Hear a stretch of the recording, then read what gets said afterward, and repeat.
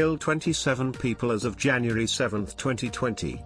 Currently a massive effort is underway to tackle these fires and keep people, homes, and animals safe.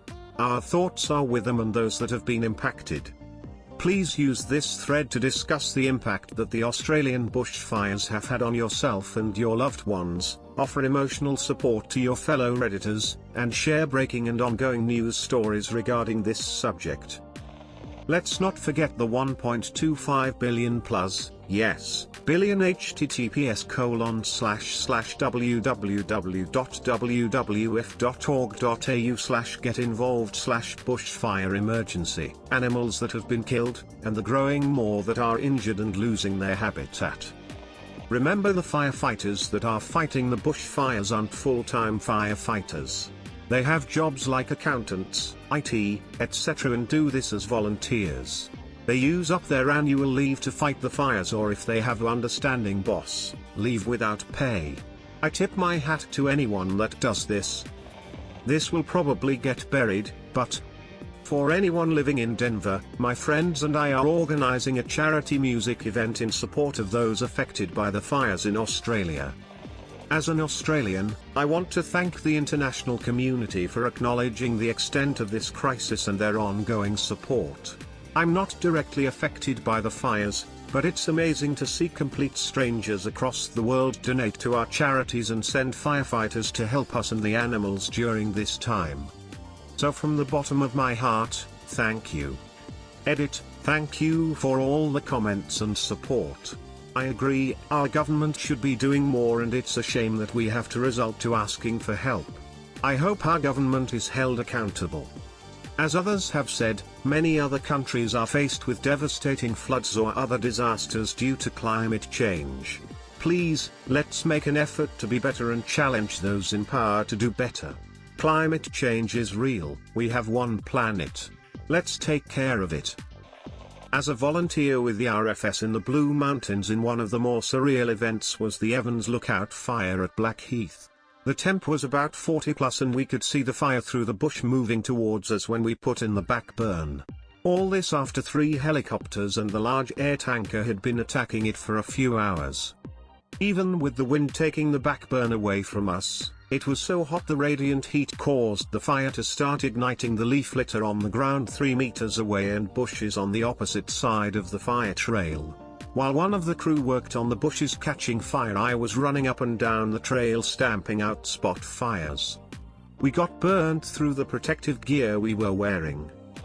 The thing that shits me is that Kevin Rudd, in 2007, shared a report prepared by scientists and researchers saying that the bushfires are going to get worse every year and it will have visible effects in 2020.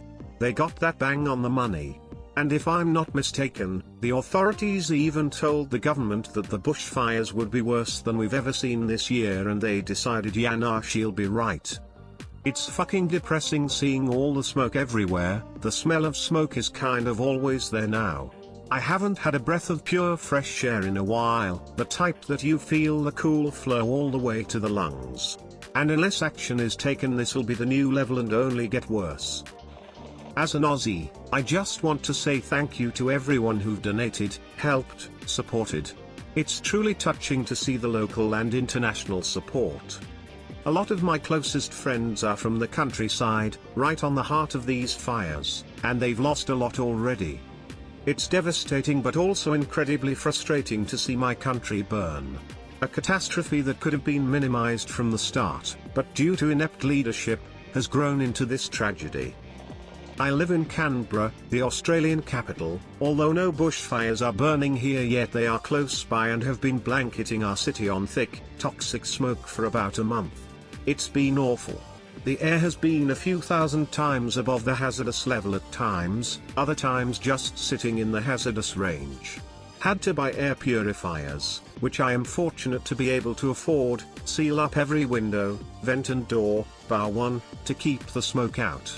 My toddler has been unable to play outside for weeks. P2 respirator masks are sold out across the city, as are most air purifiers. We have also had heat wave conditions, 40-plus-degree days, and many in this city have evaporative cooler systems which can't be used during the smoke, they draw it in. All I can taste is smoke.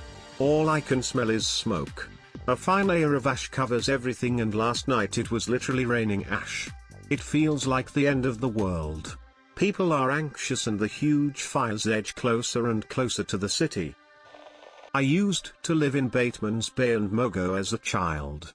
On New Year's Eve and New Year's Day, I spent the whole day crying or in a rage. Watching the place I loved burn devastated me.